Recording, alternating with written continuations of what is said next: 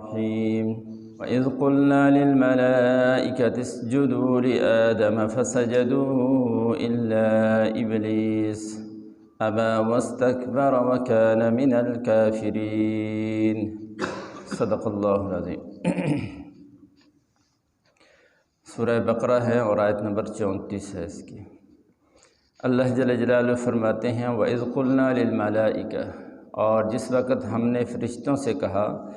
اسجدوا لآدم کہ تم سارے سجدہ کرو آدم کے سامنے،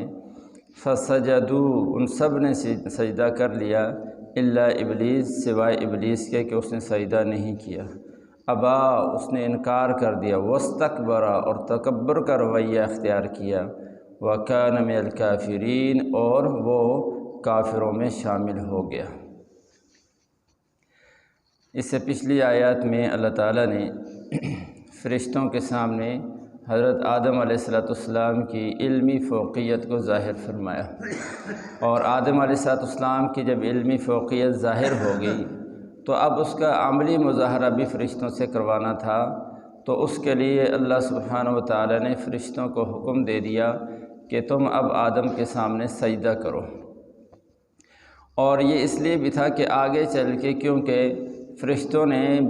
دنیا کے اندر انسان کے مختلف کام فرشتوں کے ذمے ہیں، مختلف ڈیوٹیاں جو ہے فرشتوں کے ذمے ہیں، اور انسان کے جسم کے ہر جوڑ پر فرشتہ مقرر ہے اس کی خدمت کے لیے،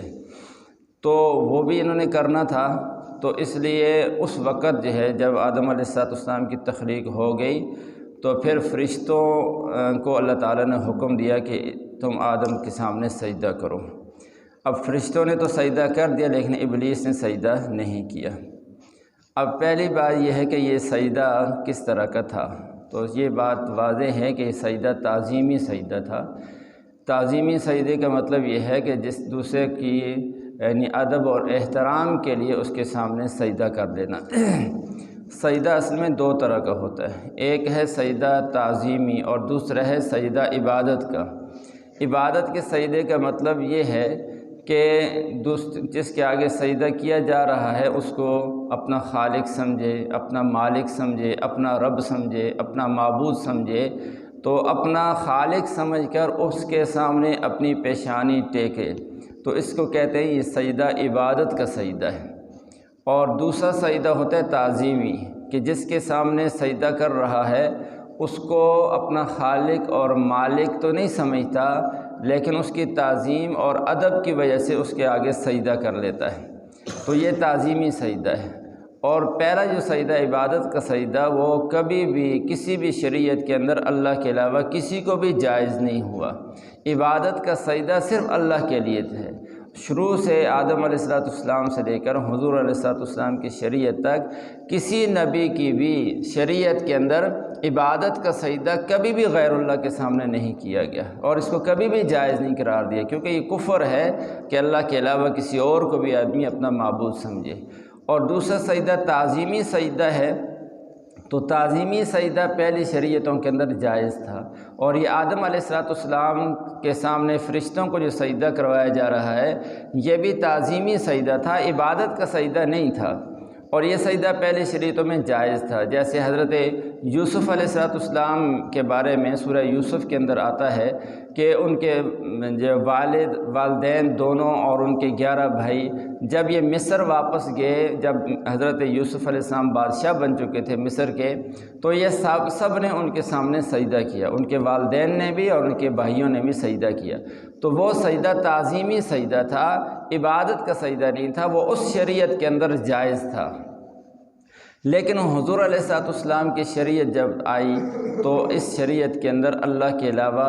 یعنی باقی کسی کو تعظیمی سجدہ بھی جائز نہیں قرار دیا گیا، اس کو بھی ناجائز قرار دے دیا گیا، حرام قرار دے دیا گیا کہ اللہ کے علاوہ کسی کے سامنے تعظیمی سجدہ بھی نہیں کیا جا سکتا، نہ کسی زندہ کے سامنے سجدہ کیا جا سکتا ہے اور نہ ہی کسی قبر پر جا کر سجدہ کیا جا سکتا ہے۔ یہ سجدہ اگر کوئی عبادت کی نیت سے کرے، قبر والے کو اپنا مشکل کشا سمجھے، اپنا حاجت روا سمجھ کر اس کے سامنے سجدہ کرے گا تو یہ دائرہ اسلام سے نکل جائے گا، کافر ہو جائے گا۔ اور اگر صرف اس کی تعظیم کے لیے سجدہ کر رہا ہے، ادب کے لیے کہ بزرگ تھے، بڑے آدمی تھے، سجدہ کر رہا ہوں، تو پھر بھی یہ سجدہ گناہ عظیم ہے، یہ حرام ہے، بہت بڑا گناہ ہے، گناہ کبیرہ ہے، یہ بھی جائز نہیں۔ اور پہلی شریعتوں میں جائز تھا، حضور علیہ الصلوۃ والسلام کی شریعت کیونکہ کامل ہو گئی ہے، مکمل ہو گئی ہے، اس لیے ایسا کوئی بھی طریقہ جو آگے چل کے بھی شرک کا ذریعہ بن سکتا تھا وہ اللہ جل جلالہ نے اس شریعت کے اندر حرام قرار دے دی ہے۔ اب سوال یہ پیدا ہوتا ہے کہ یہاں قرآن میں تو سجدے کا حکم ہے، اور سورہ یوسف کے اندر حضرت یوسف کے سامنے بھی سجدوں کا ذکر ہے، تو پھر منع کہاں کیا گیا ہے؟ تو منع حدیث کے اندر اللہ کے نبی نے 20 صحابہ اس روایت کو نقل کرتے ہیں کہ حضور علیہ الصلوۃ والسلام نے فرمایا کہ اگر صحابہ نے عرض کیا کہ اللہ کے رسول، ہم باہر ملکوں میں جاتے ہیں، شاہان دوسرے ملکوں کے بادشاہ ہیں، وہ ان کی رعایا ان کے سامنے سجدہ کرتی ہے، تو ہم آپ کے سامنے سجدہ کر لیا کریں۔ حضور نے فرمایا کہ میں کسی کو بھی کسی کے سامنے سجدہ کرنے کی اجازت نہیں دیتا، اگر کسی کو سجدہ کرنے کی اجازت دیتا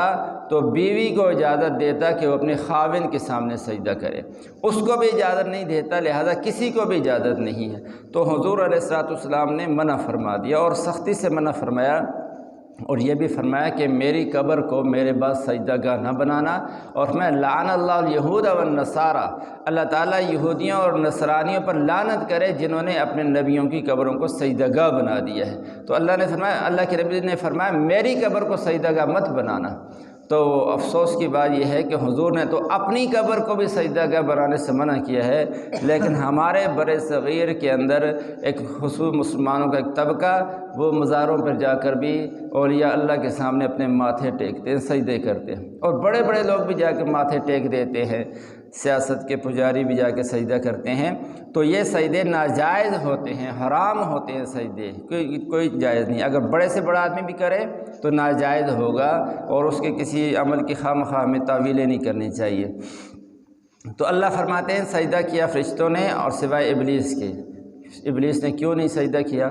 اللہ فرماتے ہیں ابا، اس نے انکار کیا، واستکبر، تکبر کا راستہ اختیار کیا اس نے۔ یہاں تو اتنا ہے کہ ابا واستکبر،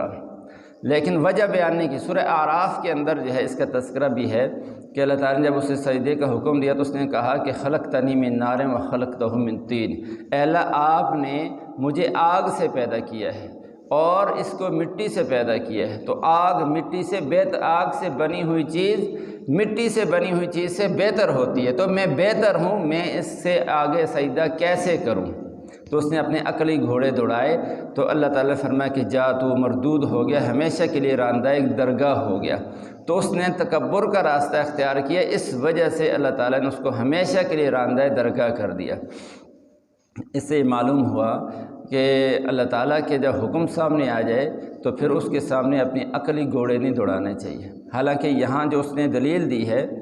کہ اے اللہ تو نے مجھے آگ سے پیدا کیا اور آدم کو مٹی سے پیدا کیا، یہ اس کی دلیل عقل کے اعتبار سے ٹھیک تھی کہ آگ سے بنی ہوئی چیز مٹی سے بنی ہوئی چیز سے بہتر ہوتی ہے، تو عقلی دلیل تو اس کی بظاہر ٹھیک تھی، تو پھر اس کو راندہ درگاہ کیوں کر دیا گیا؟ اس کی عقلی دلیل ماننی چاہیے تھی۔ تو اس کا جواب یہ ہے کہ یہ بات سمجھانی تھی کہ ٹھیک ہے انسان کی عقل بھی کوئی چیز ہے، یہ رہنمائی کرتی ہے، لیکن عقل جو ہے وہ ایسی رہنمائی نہیں کرتی کہ اللہ کے حکم کے مقابلے میں بھی عقل جو ہے حاوی ہو جائے، تو عقل ایسی رہنمائی نہیں کرتی۔ اس لیے عقل کو شریعت پر غالب نہیں کرنا چاہیے، عقل کو اپنی طبیعت پر تو غالب کرنا چاہیے، لیکن عقل کو شریعت پر غالب نہیں کرنا چاہیے۔ اور اس نے جب اللہ نے حکم دے دیا تو اس کو یہ دیکھنا چاہیے تھا کہ میری عقل میں آتا ہے یا نہیں آتا، دیکھنا چاہیے تھا کہ حکم کس کا ہے، حکم ماننا چاہیے تھا۔